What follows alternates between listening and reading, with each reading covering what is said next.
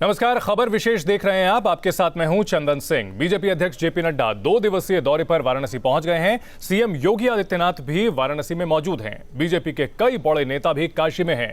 Party high command की मौजूदगी में पंचायत चुनाव से पहले रणनीति तैयार की जाएगी। बीजेपी ने इसके लिए एक नया वॉर रूम यानी नया दफ्तर भी तैयार किया है, जिसका आज शुभारंभ होगा। जेपी नड्डा पार्टी के मंत्री, विधायकों और पदाधिकारियों के साथ पंचायत चुनाव को लेकर मंथन करेंगे। टारगेट अगले साल होने वाले विधानसभा चुनाव हैं। अब जेपी नड्डा के इस दौरे के हम कई पहलू समझें, उससे पहले वाराणसी से हमारे सहयोगी सुशांत मुखर्जी की यह रिपोर्ट देखिए, फिर आगे बात करेंगे। भारतीय जनता पार्टी के राष्ट्रीय अध्यक्ष जेपी नड्डा आज वाराणसी में मंडलीय बैठक करेंगे। इस बैठक में पूर्वांचल के सभी बड़े नेता, विधायक, सांसद और मुख्यमंत्री योगी आदित्यनाथ के साथ उप मुख्यमंत्री केशव प्रसाद मौर्य और उनके साथ ही केंद्रीय मंत्री स्मृति ईरानी भी मौजूद रहेंगी। वाराणसी के इसी निजी लॉन में ये बैठक आयोजित किया जा रहा है। लगभग 2.5 से 3 घंटे तक ये मैराथन बैठक चलेगी और इस बैठक का जो मुख्य उद्देश्य है वो है आने वाला पंचायत चुनाव। पंचायत चुनाव में पार्टी किस तरीके से अपना परफॉर्मेंस और बेहतर करेगी और ग्रामीण क्षेत्रों में भारतीय जनता पार्टी को कैसे मजबूती मिलेगी, इस पर जोर दिया गया है। और 2022 की जो विधानसभा चुनाव की तैयारी होगी वो किस तरीके की होगी और उसकी रूपरेखा पंचायत चुनाव में भी तय होती हुई दिखाई देगी। यानी कि ग्रामीण अंचल जहां पर कि बीजेपी कमज़ोर रही है या 2017 में वहां पर सीट हासिल नहीं कर पाई है, वहां पर किस तरीके से मजबूती। संवाददाता सुशांत मुखर्जी हमारे साथ वाराणसी से लाइव जुड़ चुके हैं। सुशांत, बेहद अहम ये बैठक कही जा सकती है क्योंकि इसमें केंद्र और राज्य की जो बीजेपी की लीडरशिप है वो बैठ रही है और तैयारी 2022 के लिए है। लिहाजा इस बैठक पर पूरे देश की नजर जरूर टिकी होगी। आखिर क्या रणनीति अपनाएगी बीजेपी? देखिए, बीजेपी की रणनीति को समझने की कोशिश करिए। पूर्वांचल को जो साथ लिया वो उत्तर प्रदेश को साथ लिया, ऐसा पहले ही कहा जाता है। और बात की जाए बीजेपी की तो बीजेपी को आप समझ सकते हैं कि बीजेपी में इस समय जो चल रहा है वो ये है कि किस तरीके से यहाँ पर आगे जो है वो बीजेपी तैयारी करे पंचायत चुनाव की, किस तरीके से तैयारी करे आने वाले दिनों में जो विधानसभा चुनाव होने वाले हैं उसके। क्योंकि जिस तरीके से विपक्ष अब पूर्वांचल को साधने की कोशिश कर रहा है, चाहे वो प्रियंका गांधी की बात की जाए, अखिलेश यादव की बात की जाए, जो पूर्वांचल का रुख नहीं करते थे अब वो लगातार पूर्वांचल का ही रुख कर रहे हैं। ऐसे में बीजेपी जो अपना गढ़ है पूर्वांचल, उसे किसी भी तरीके से कमज़ोर नहीं करना चाहती। आज खुद सिद्धार्थनाथ सिंह जी ने कहा कि गोरखपुर से लेकर के नोएडा तक गरज सुनाई देगी। जिस तरीके से कल अखिलेश यादव ने कहा था कि हमारे 2 शेर गोरखपुर ले गए, तो उसके जवाब में सिद्धार्थनाथ सिंह ने कहा कि गोरखपुर से नोएडा तक गूंज सुनाई देगी, शेर की दहाड़ सुनाई देगी। इसका मतलब साफ है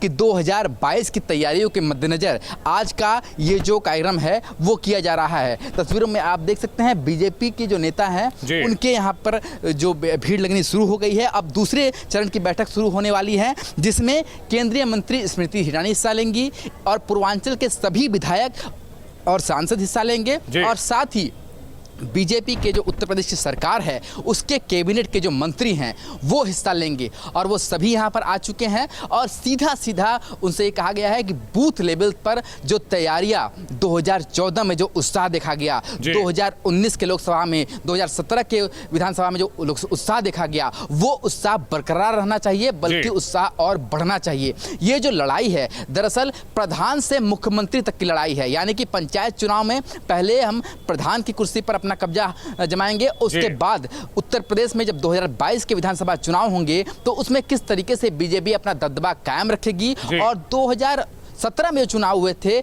उससे सीट किस तरीके से और बढ़ेगी और कैसे पूरी तरीके से जनमत मिलेगा, इसी की तैयारी है। आज जहां एक तरफ ये बैठक हो रही है, तस्वीरों में आप देख सकते हैं तमाम जो बीजेपी के कार्यकर्ता हैं, पदाधिकारी हैं, वो यहां पर शामिल हैं और सभी को इस बैठक में जोड़ा जा रहा है। हालांकि उनसे ये साफ कहा गया है कि जब तक बैठक में जो चीज़ बताई जा रही है वो तब तक वो सार्वजनिक ना करें, जब तक वो बैठक से बाहर ना निकलें। और जो पार्टी स्तर पर और राष्ट्रीय अध्यक्ष स्तर पर, प्रदेश अध्यक्ष स्तर पर जो बातें कही गई हैं उसको मन में गांठ बांध लें कि बूथ लेवल पर पूरी तैयारी तैयारी कर लेनी है और हमें आगे बढ़ना है।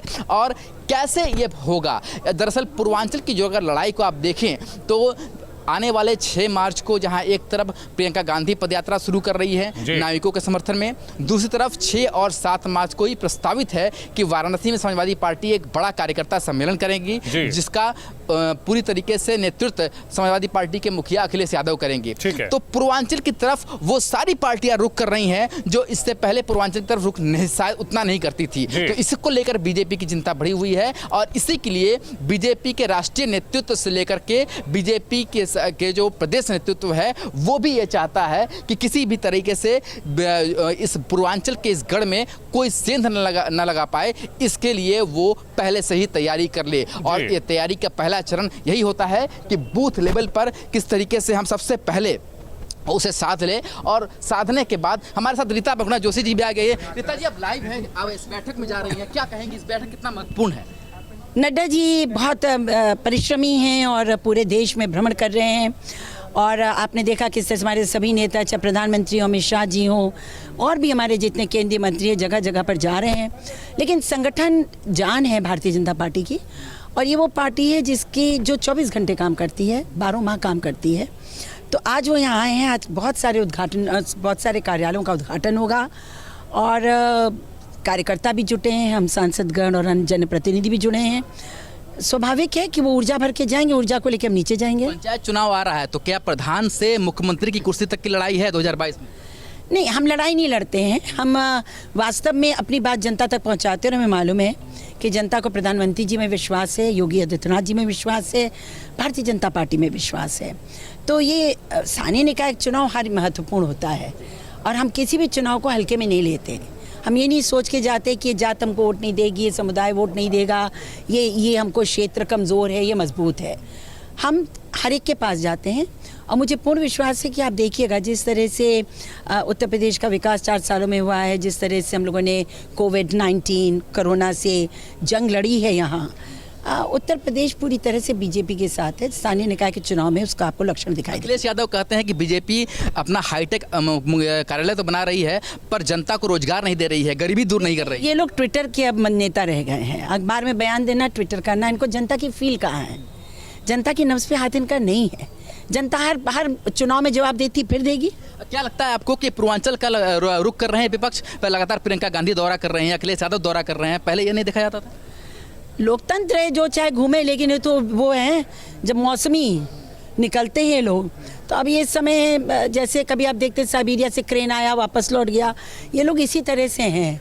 चुनाव पास आया, दिख रहे हैं, चुनाव खत्म होगा चले जाएंगे, जनता से सरोकार नहीं रह गया। तो ये रीता बहुगुणा जोशी सीधे सीधे कहती हुई कि जनता से सरोकार नहीं रह गया है और इसलिए जो विपक्ष है अब वो पूर्वांचल का रुख कर रहा है। और ये भी बात कहती हुई कि जो बीजेपी है वो संगठन के तौर पर सभी को मजबूती प्रदान करती है और यही कारण है कि जेपी नड्डा अपनी पूरी टीम के साथ काशी में आज यहाँ पर बैठक कर रहे हैं, ताकि अगर संगठन मजबूत होगा तो जाहिर सी बात है बूथ लेवल का एक छोटा सा कार्यकर्ता भी अगर मजबूत होता है तो उसका सीधा सीधा फर्क सत्ता की चाबी उसी में छुपी हुई है। और इसी ज्ञान को लेकर आज यहाँ पर बैठक हो रही है। खुद आप देख सकते हैं यहाँ पर प्रदेश के मंत्री यहाँ पर शामिल हो रहे हैं, पदाधिकारी शामिल हो रहे हैं और ये बैठक का आखिरी चरण शुरू होने वाला है और इसके बाद शाम को जो बीजेपी का सबसे बड़ा पूर्वांचल में जो कार्यालय बना है उसका उद्घाटन किया जाएगा। ठीक है सुशांत, आप हमारे साथ जुड़े रहिए, आपसे हम और भी जानकारियां लेंगे। बीजेपी के हाईकमान की वाराणसी में मौजूदगी और बीजेपी के नए दफ्तर को लेकर विपक्ष का क्या कहना है, आइए आपको सुनाते हैं। वहाँ पर प्रधानमंत्री जी ने क्वार्टर बनाने का वादा किया था और जनता सवाल पूछ रही है। तो प्रधानमंत्री जी बनारस में घिर गए हैं, इसलिए पूरी भारतीय जनता पार्टी बनारस को बचाने की क़यादत कर रही है।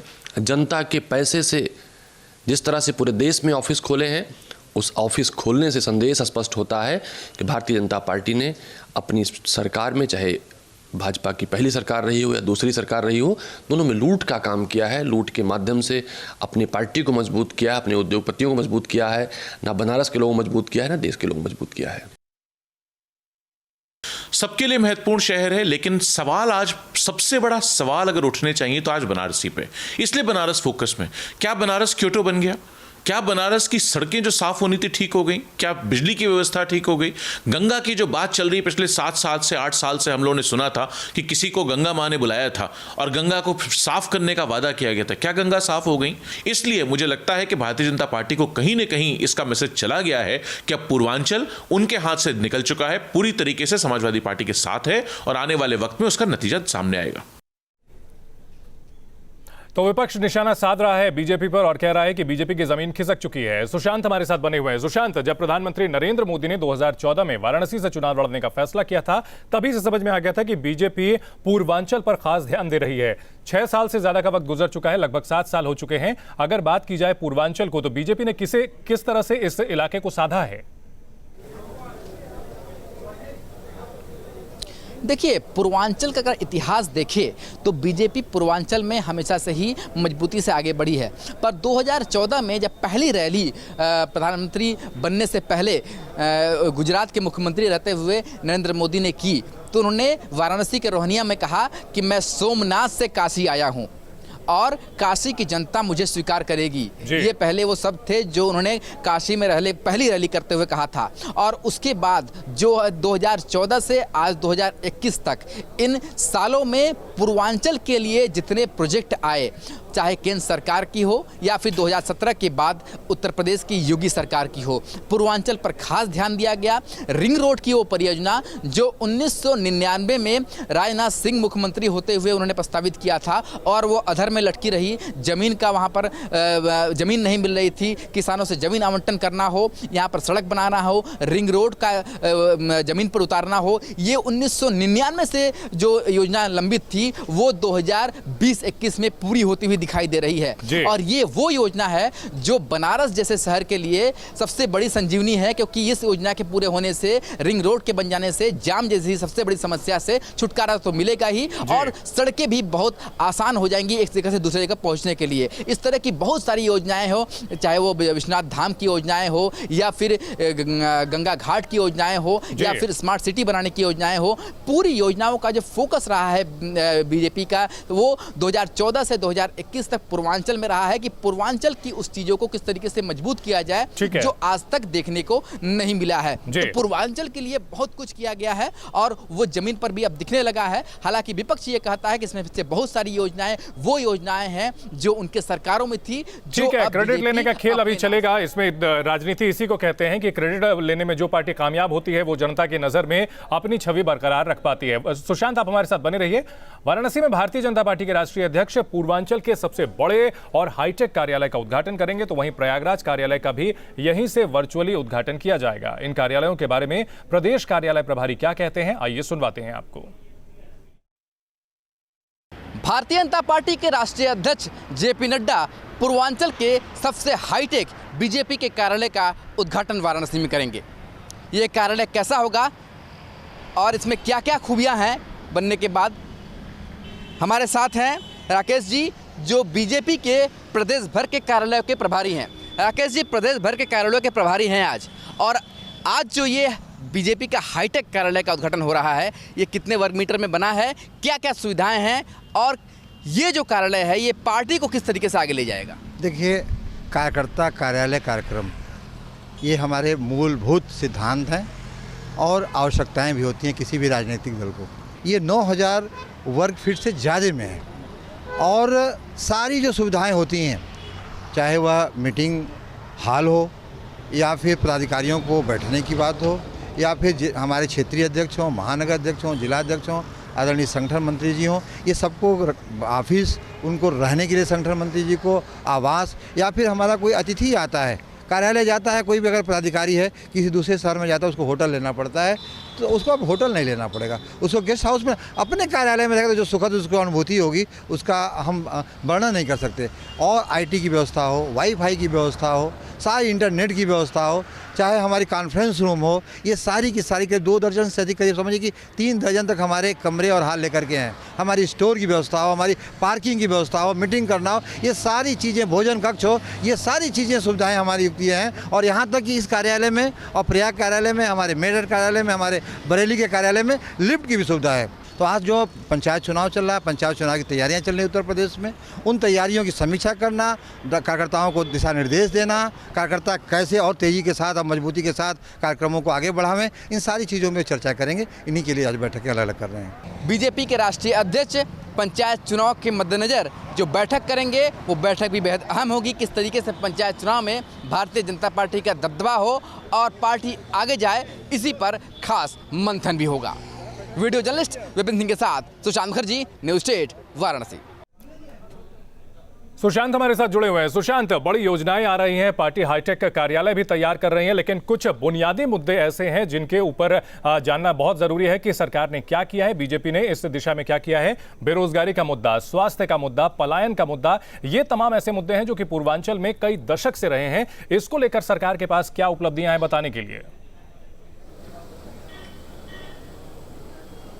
देखिए, बेरोजगारी का मुद्दा हो या फिर जो पलायन का मुद्दा हो, क्योंकि सबसे ज़्यादा पूर्वांचल के जो लोग हैं वो मेट्रोपॉलिटन सिटीज़ की तरफ रुख करते हैं क्योंकि उन्हें यहाँ पर रोजगार नहीं मिलता। सरकार का ये दावा है कि ओडीओपी और एमएसएमई के तहत आत्मनिर्भर बनाने की जो मुहिम शुरू की प्रधानमंत्री जी ने, उस पर सबसे ज़्यादा काम किया और प्रदेश की योगी सरकार ने सबसे ज़्यादा ओडीओपी और एमएसएमई के तहत जो छोटे छोटे जो लोग युवा थे, जो स्टार्टअप शुरू करना चाहते थे, जो आत्मनिर्भर बनना चाहते थे, जो कुटीर उद्योग में आगे जाना चाहते थे, की मदद की। और अब वो लोग चाहे वो खेती से जुड़ रहे हों या कुटीर उद्योग से जुड़ रहे हों, उस पे उन्हें रोजगार मिल रहा है। ये दावा उत्तर प्रदेश के सरकार का है, बीजेपी का है। तो दूसरी तरफ विपक्ष का ये कहना है कि ये दावा सिर्फ और सिर्फ खोखला है। अभी भी पूर्वांचल में लाखों लाख ऐसे नौजवान हैं जिन्हें रोजगार नहीं मिला है और रोजगार न मिलने से उन्हें मेट्रोपॉलिटन सिटी से रुख करना पड़ रहा है। और ऐसे कई भर्तियां हैं जो अभी तक नहीं निकाली गई हैं और जिसका रिजल्ट अभी तक नहीं आया है और उत्तर प्रदेश का नौजवान इंतजार कर रहा है। निश्चित तौर पर विपक्ष सवाल खड़े कर रहा है, वहीं बीजेपी ये बता रही है कि उसने पूर्वांचल का काया पलट किया है और इसका फायदा जनता एक बार फिर से बीजेपी को देगी। और बीजेपी का पूरा लीडरशिप इस वक्त मौजूद है वाराणसी में और एक बार फिर से 2022 की विजय की राह प्रशस्त करने में लगा है। बहुत शुक्रिया बहुत सुशांत पूरी जानकारी के लिए। और अब बात करते हैं अरविंद केजरीवाल की पंचायत की।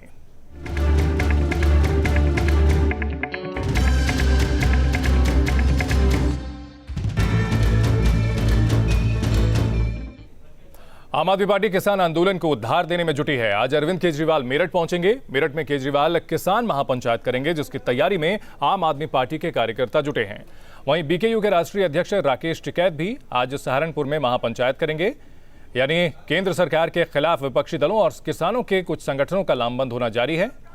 और ये लामबंदी यूपी में अगले साल होने जा रहे चुनाव के मद्देनजर काफी अहम है। लेकिन मौका परस्ती की यह सियासत क्या आम आदमी पार्टी को कोई फायदा दिलवा पाएगी, ये बहुत बड़ा सवाल है। हिस्सा लेने के जब दिल्ली में किसान जुटे थे तो आम आदमी पार्टी सरकार ने उन्हें पूरा समर्थन दिया था, उनके लिए संसाधन भी मुहैया कराए थे, खाने पीने के इंतजाम किए थे। और अब इस मुद्दे को भुनाने के लिए अरविंद केजरीवाल मेरठ पहुंच रहे हैं। मेरठ जो कि वेस्ट यूपी का गढ़ माना जाता है। अरविंद केजरीवाल की किसान महापंचायत में शामिल होने के लिए बुलंदशहर से हजारों कार्यकर्ता रवाना हो रहे हैं। महापंचायत को सफल बनाने के लिए बुलंदशहर से 50 बसों से मेरठ के लिए कार्यकर्ता रवाना हुए। दिल्ली के मुख्यमंत्री अरविंद केजरीवाल किसानों के समर्थन और कृषि कानूनों के विरोध में मेरठ में महापंचायत करने जा रहे हैं। आम आदमी पार्टी की इस महापंचायत को सफल बनाने के लिए संजय सिंह पहले ही शहर शहर जाकर कार्यकर्ताओं को संबोधित कर रहे हैं। आज केंद्र की तानाशाह सरकार के खिलाफ मेरठ की क्रांति भूमि से अरविंद केजरीवाल जी एक बड़े आंदोलन का शंखनाद करेंगे और इसी के लिए ये किसान महापंचायत आयोजित की गई है, जिसमें पश्चिमी उत्तर प्रदेश के और आसपास के जिलों के भारी संख्या में किसान शामिल होंगे। मेरठ से संवाददाता मोहित बख्शी हमारे साथ लाइव जुड़े हुए हैं। मोहित, अगर आम आदमी पार्टी की तैयारियों की बात की जाए तो आम आदमी पार्टी अलग अलग राज्यों में उतर रही है, यूपी में भी दस्तक दे चुकी है। फिलहाल कितना जोश दिख रहा है पार्टी के कार्यकर्ताओं में, किस तरह दिख रही है रैली की तैयारियां? तस्वीर दिखाता चलता हूँ और उससे आपको अंदाजा होगा कि किस तरीके की तैयारी है। अभी अरविंद केजरीवाल आए नहीं है, उससे पहले का यहाँ पर नजारा देख लीजिए। काफी संख्या में लोग पहुंच चुके हैं यहाँ पर और पूरा उत्तर प्रदेश के ये कहा जा रहा था कि उत्तर प्रदेश में जिस तरीके से पार्टी को बढ़ाना है उसी की शुरुआत जो है एक तरीके से यहाँ से की जा रही है। पश्चिमी उत्तर प्रदेश का ये नज़ारा है मेरठ का, और किस प्रवक्ता जो यहाँ के हैं वो हमारे साथ हैं। बताइए किस तरीके से आप लोगों की तैयारी किस तरीके से देखते हैं? देखिए, सबसे बड़ी बात यह है कि किसानों के साथ कोई भी राजनीतिक पार्टी उतनी खुलकर नहीं खड़ी हो रही जितनी आम आदमी पार्टी खड़ी हो रही है। देखिए, हम तो आंदोलन, प्रधानमंत्री जी कहते हैं हम आंदोलन जीवी हैं। मैं उनसे कहना चाहता हूं कि हम आंदोलन से ही पैदा हुए हैं और आंदोलन से पैदा होने वाले उत्तर प्रदेश में सियासत आप लोग भी तलाश रहे हैं, अपनी जमीन तलाश रहे हैं। देखिए, हम यहाँ पर उतरे हैं तो इसका मतलब है हम राजनीति के लिए नहीं, हम सेवा नीति के लिए आए हैं। जैसे हम दिल्ली में जनता की सेवा करते हैं वैसे हम उत्तर प्रदेश में दिल्ली की सेवा। दिल्ली का मॉडल जो है वो किसानों के बीच रखने के लिए खुद अरविंद केजरीवाल आ रहे हैं, लेकिन कितना सफल होगा, अभी भीड़ जो है वो तो जुटी है यहाँ पर। आप देख सकते हैं ये तमाम लोग जो हैं वो अलग अलग जगह से आए हैं और यहाँ पर आपको नजर भी आ रहे हैं तस्वीरों में। अमित आपको दिखाएंगे दूर तक, जहाँ तक आपके कैमरे की नजर जाएगी वहाँ पर अभी भीड़ तो नजर आएगी। और स्टेज पर भी आपको एक बार अगर झलक दिखाएं अमित, तो स्टेज पर भी खुद सांसद संजय सिंह बैठे हैं, मंत्री राजेंद्र गौतम हैं और रोहित जाखड़ जो जाट महापंचायत जहाँ महासभा से आते हैं वो हैं। तमाम लोग यहाँ पर बैठे हुए हैं, सरगर्मियां तेज हैं, अरविंद केजरीवाल का इंतजार है। लेकिन सबसे अहम यही है कि क्या जो जमीन तलाशने की कोशिश, जो जमीन बनाने की कोशिश आम आदमी पार्टी कर रही है, यही बड़ा सवाल है मोहित, क्योंकि बीजेपी का विरोध कर रहे हैं किसान आज संगठन और इसमें कहीं ना कहीं राष्ट्रीय लोकदल अपनी जमीन तलाशने की, जो पश्चिमी यूपी का इलाका है जहां उसकी पैठ कमजोर हो चुकी है वो तलाशने में जुटी है। कांग्रेस भी काफी आक्रामक तरीके से इस मुद्दे को उठा रही है। वहीं आम आदमी पार्टी जिसका यूपी में अभी तक कोई खास जनाधार नहीं रहा है, आखिर वो अपनी जगह बनाने में कैसे कामयाब होगी, ये बड़ा सवाल है।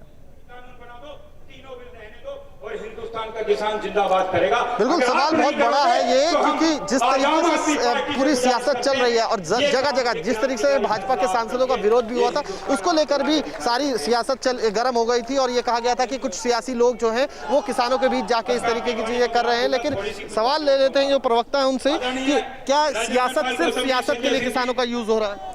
तो मैं आपका सवाल नहीं, क्या सिर्फ सियासत के लिए किसानों का यूज कर रहे हैं? नहीं, देखिए, अगर किसानों की आवाज उठाना सियासत है तो मुझे लगता है इससे अच्छा सियासत का कोई स्वरूप नहीं हो सकता, क्योंकि हम चुने ही इसीलिए जाते हैं क्योंकि हम लोगों की आवाज बने। और अगर हम लोगों की आवाज बन रहे हैं तो इसमें गलत क्या है? वो किसान भी हो सकता है, वो छात्र भी हो सकता है, वो कोई भी वर्ग हो सकता है। जी, तो इस तरीके की बात जो है वो सामने आ रही है। यहाँ पर कुछ लोग हैं, उनसे भी जान लेते हैं कि क्या इनका दिल्ली मॉडल आपको लगता है उत्तर प्रदेश में कामयाब होगा? जी जरूर, दिल्ली मॉडल निश्चित ही कामयाब होगा, क्योंकि दिल्ली में आज शिक्षा, स्वास्थ्य सब फ्री है। और उसके बाद आप लोग क्या सोच के आए हैं आज की सभा में? क्या चाहते हैं आप अरविंद केजरीवाल? हम चाहते हैं कि हमारी उत्तर प्रदेश सरकार केजरीवाल की आए और इस बार किसानों को न्याय मिले हर चीज के लिए। आप लोग किसान हैं? जी किसान है। कहाँ से आए हैं? मैनपुरी से। अच्छा, तो आप क्या बदलता हुआ क्या देखना चाह रहे हैं, क्योंकि किसानों के नाम पर सियासत भी बहुत होती है? देखिए, आम आदमी की जो मूलभूत आवश्यकता है शिक्षा, स्वास्थ्य और रोजगार, जब वो चीज़ हमें उपलब्ध करा रही है सरकार, जो कि दिल्ली में जिस तरह से सुविधाएं ये लागू है, मैं चाह रहा हूँ यूपी में भी ये सुविधाएं आए। ये दिल्ली मॉडल ही है जिसको लेकर जो है किसान, जो लोग किसान हैं वो महापंचायत में पहुंचे हैं, ये कह रहे हैं कि हम लोग यही चाहते हैं कि दिल्ली मॉडल यहाँ पर भी लागू हो। लेकिन वो दिल्ली मॉडल का कितना फायदा जो है अरविंद केजरीवाल को मिलता है 2022 में, ये देखना बहुत अहम रहने वाला है। जी बिल्कुल, काफी अहम रहने वाला है, क्योंकि हाल के दिनों में जिस तरह से गुजरात में सूरत के जो स्थानीय चुनाव थे वहां पर मौजूदगी दर्ज कराई है, तो उससे कहीं ना कहीं हौसले बढ़े हैं कि अलग अलग जगहों पर अगर लंबे समय की बात की जाए तो आम आदमी पार्टी मौजूदगी दर्ज कराना चाहती है। पार्टी को भी यह पता है कि फिलहाल उत्तर प्रदेश की सियासत में सिर्फ पांव जमाना मकसद हो सकता है, फिलहाल कुछ बड़ा करने में पार्टी कामयाब हो पाएगी इसकी उम्मीद हालांकि बहुत कम है, फिर भी जोश काफी नजर आ रहा है आम आदमी पार्टी में। बहुत शुक्रिया पूरी जानकारी के लिए मोहित। हमारी खास पेशकश में फिलहाल इतना ही, और तस्वीर खबरें आ रही हैं कि अरविंद केजरीवाल अब पहुंचने वाले हैं आपसे थोड़ी देर में। मेरठ में केजरीवाल के किसान महापंचायत और अरविंद केजरीवाल उत्तर प्रदेश में अपनी पार्टी के लिए जड़ें तलाशने की कोशिश करते हुए। हमारी खास पेशकश में फिलहाल इतना ही। आप देखते रहिए न्यूज़ स्टेट।